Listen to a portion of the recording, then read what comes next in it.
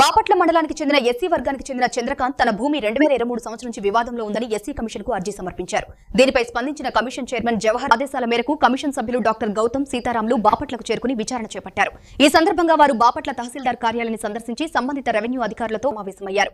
భూ వివాదానికి సంబంధించిన రికార్డులు, పహాణీలు మరియు ఫిర్యాదు వివరాలను పరిశీలించారు. అనంతరం బాధితుడు చంద్రకాంత్ ను నేరుగా కలిసి పూర్తి వివరాలు తెలుసుకున్నారు. ఎస్సీ వర్గాలకు చెందిన వ్యక్తుల హక్కులను కాపాడటం తమ రాజ్యాంగబద్ధ బాధ్యత అని కమిషన్ సభ్యులు తెలిపారు. విచారణ నివేదికను ప్రభుత్వానికి సమర్పించి బాధితుడికి న్యాయం జరిగేలా తగిన చర్యలు తీసుకుంటామని హామీ ఇచ్చారు.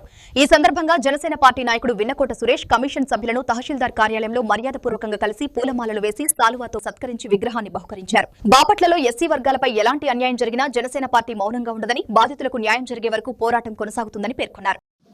మండలానికి చెందిన వ్యక్తి తన భూ వివాదం గురించి గత 2023 నుంచి తన భూమి వివాదంలో ఉందని చెప్పి ఏసీ కమిషన్కి ఒక అర్జీ పెట్టుకున్నారు.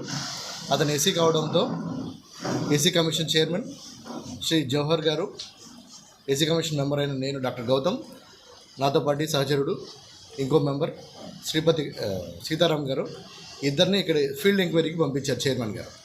ఇక్కడ వాస్తవాలు కనుక్కొని ఒక రిపోర్ట్ తయారు చేసి చైర్మన్ గారికి ఇస్తాము.